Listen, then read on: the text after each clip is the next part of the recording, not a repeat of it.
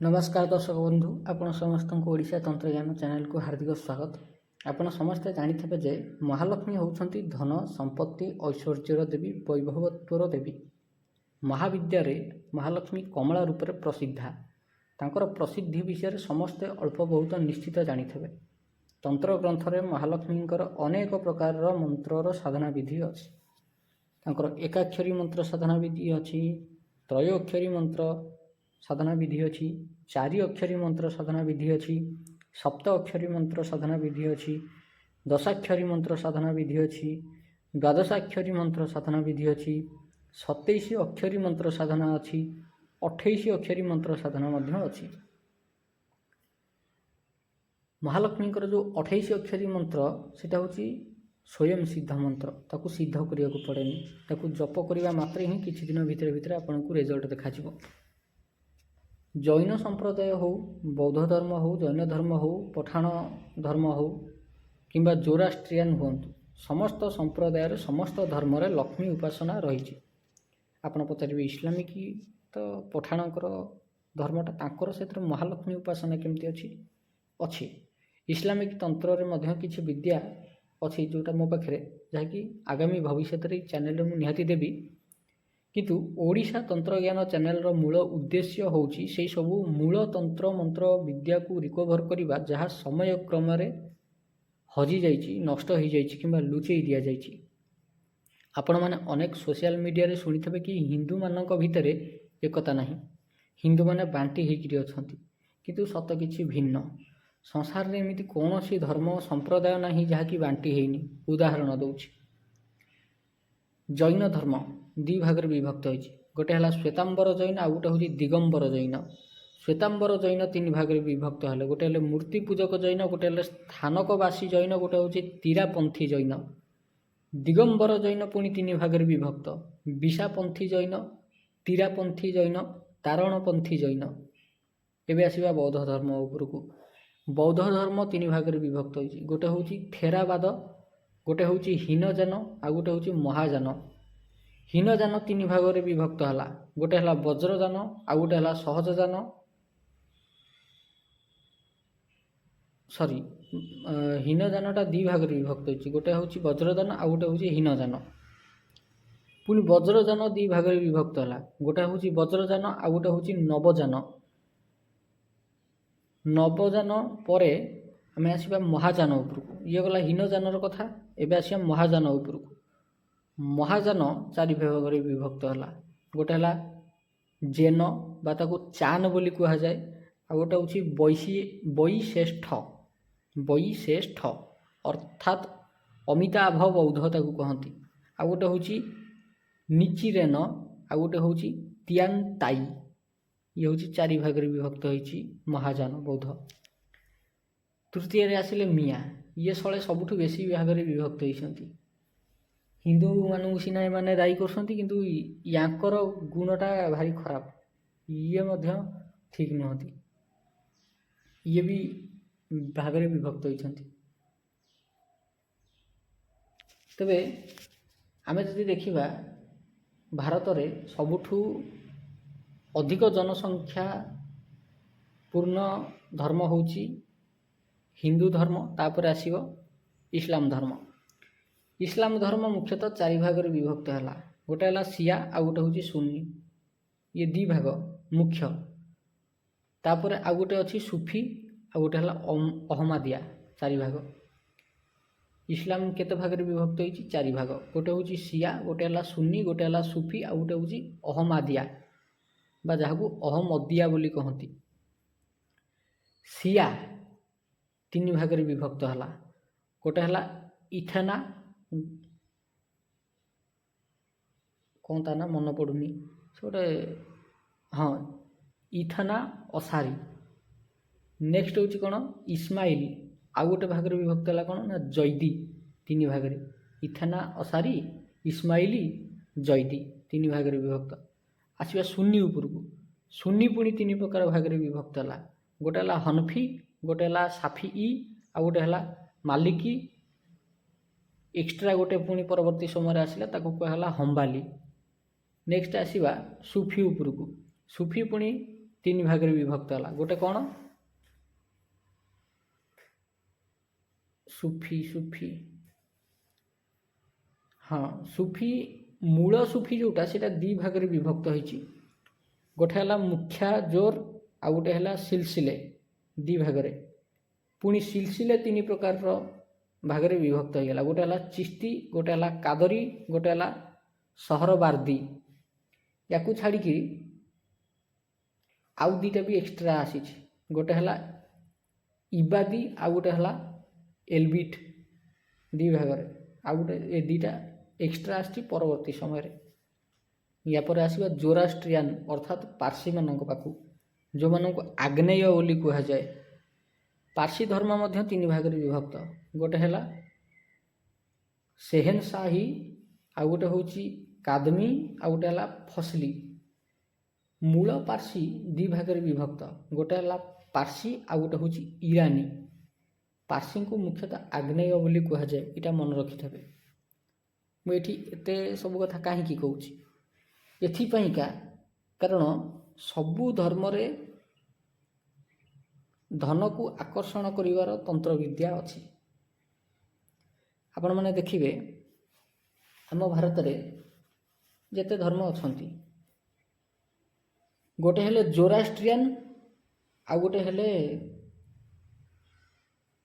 जैन ये दुईटा संप्रदाय बहुत कम माने बहुत कम किंतु जेतिकी जैन आ जोरास्ट्रियन अछंती से माने सबुतक मिलियनेयर बिलियनेयर भारत रे तांकर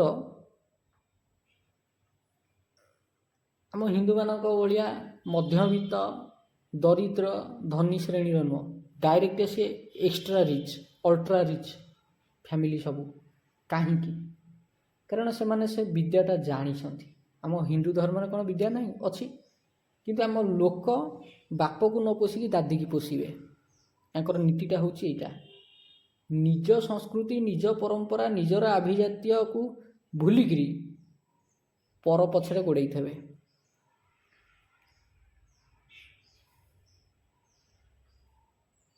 तेबे आसवा बर्तमान महालक्ष्मी तंत्र उपरको जोटा कि महालक्ष्मी एकाक्षरी बीज मंत्र साधना या कमला एकाक्षरी बीज मंत्र साधना बोली कह जाए ये साधनाटा मात्र 9 दिन यार सर्वश्रेष्ठ फल मिले जदि या नवरात्रि रे करा जाए किंतु नवरात्रिर प्रथम दिन अर्थात प्रतिपदा बुधवार पड़ुवा दरकार नचेत शुक्रवार पड़ुवा दरकार जदि बुधवार शुक्रवार नहीं तेबे नवरात्रि आरंभ होगा पूर्वर जेकोसी बुधवार पड़ो से बुधवार आपण ये साधनाटी को आरंभ करें जदि नवरात्रि पाखापाखि नहीं तेबे मध्य जेकोसी शुक्ल पक्ष बुधवार हो कृष्ण पक्ष बुधवार हो बुधवार आरंभ यहाँ करें यापाई सामग्री कौन कौन दरकार गोटे है लघु नारिकेल जोटा लक्ष्मी मंत्र रे सिद्ध होता गोटे है पद्म मंजीर माला जदि पद्म मंजीर माला नहीं धला हकीक माला मध्य व्यवहार करा जाई परिबो किंबा स्फटिक माला मध्य व्यवहार करा जाई परिबो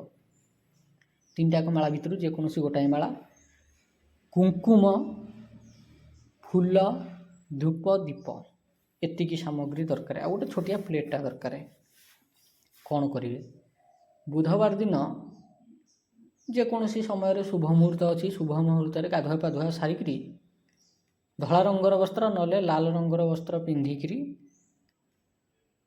पूर्व किंबा उत्तर दिग को मुह करके बसवे सामने प्लेटा रखिए लघु नारिकेल को गंगा जल में धोईकी से प्लेट उपरे रखिए लघु नारिकेल उपरे गोटे कुंकुमर टीका लगेबे ताऊपर गोटे छोटिया फूलटे थोइबे किंबा फूलर पाखुड़ा थोइबे धूप दीप देखेबे मंत्र जप करिवे मंत्र कौन श्रीम सरे दीर्घिकार तले रफला अनुसार यही मंत्र को जप करेंगे केते माला जप करेंगे दिन को 110 माला मंत्र जप करें जेहेतु छोटिया मंत्र एकाक्षरी बीज मंत्र तेणु मो अनुमान रे 4 घंटा भितरे भितरे यही मंत्र जप शेष हो अधिक लगे भी किसी आपत्ति नहीं चलो दिन को 110 माला लेखाएं मंत्र जप कले 9 दिन रे 1 लाख मंत्र जप शेष हम जितेबाला 1 लाख मंत्र जप शेष हो कौन करेंगे छोटिया होम कुंडटे सामने रखिए गुआ घीरे 108 ଥର ଆହୁତି ଦେବେ। କେଉଁ ମନ୍ତ୍ରରେ ଆହୁତି ଦେବେ? ଶ୍ରୀମ୍ ସ୍ୱାହା, ଶ୍ରୀମ୍ ସ୍ୱାହା ଏହି ମନ୍ତ୍ରରେ ହିଁ ଆହୁତି ଦେବେ। ଶ୍ରୀମ୍ ସ୍ୱାହା କହିକିରି ଆହୁତି ଦେବେ। ଏହି ମନ୍ତ୍ରରେ 108 ଥର ଆହୁତି ଦେବେ ଗୁଆ ଘିଅରେ।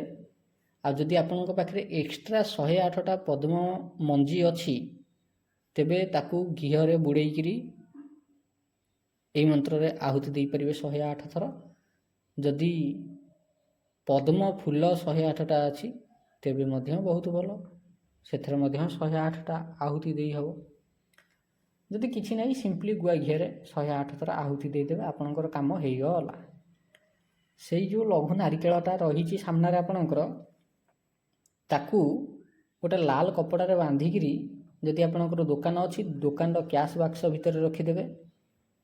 ଯଦି ଘରେ ଟ୍ରେଜେରୀ ଅଛି ଟ୍ରେଜେରୀରେ ରଖିଦେବେ। ଗଡରେଜରେ ଯଦି ସୁନା ଅଳଙ୍କାର ପଇସା ପତ୍ର ରଖୁଛନ୍ତି ସେଥିରେ ମଧ୍ୟ ରଖିଦେଇପାରିବେ। এই ବିଦ୍ୟାଟା ଆପଣ ପ୍ରୟୋଗ କରିକି ଦେଖନ୍ତୁ କେଉଁ ଭଳିଆ ଚମତ୍କାରୀ ରେଜଲ୍ଟ ଆପଣଙ୍କୁ ଦେଖାଉଛି। ଆଗାମୀ 3 ମାସ ଭିତରେ ମୋତେ ଜଣାଇବେ। ଏ ସାଧନା ଆରମ୍ଭ କରିବାର ଠିକ୍ 9 ଦିନ ଭିତରେ ଯେମିତି ହେଉ ପଜିଟିଭ୍ ରେସ୍ପନ୍ସ ଦେବ ହିଁ ଦେବ। 100% ପଜିଟିଭ୍ ରେସ୍ପନ୍ସ ଦେବ ହିଁ ଦେବ। ଆଉ ଏଇ ଲଘୁ ନାରିକେଳଟି ବର୍ଷେ ପର୍ଯ୍ୟନ୍ତ କାମ କରିବ, ମନେ ରଖିଥିବେ। ବର୍ଷେ ପର୍ଯ୍ୟନ୍ତ ବଢ଼ିଆ କାମ କରିବ। ବର୍ଷେ ପରେ ପୁଣି ଆଉ ଥରେ ଏଇ ପ୍ରୟୋଗଟାକୁ ଆପଣଙ୍କୁ କରିବାକୁ ପଡ଼ିବ। ଏଇ ଲଘୁ ନାରିକେଳ ଆପଣ ବଞ୍ଚିଥିବା ପର୍ଯ୍ୟନ୍ତ କାମରେ ଆସିବ, ସିଦ୍ଧ ହୋଇକିରି ଥବ।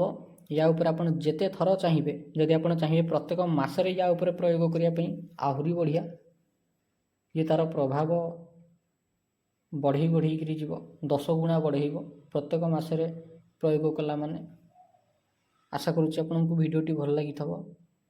ଆଉ ଏଇ ପ୍ରୟୋଗ କରିବା ପରେ ଦେଖିବେ ମଣିଷ ଜୀବନରେ କେବେ ଧନ ଆସିବା ବନ୍ଦ ହୁଏନି।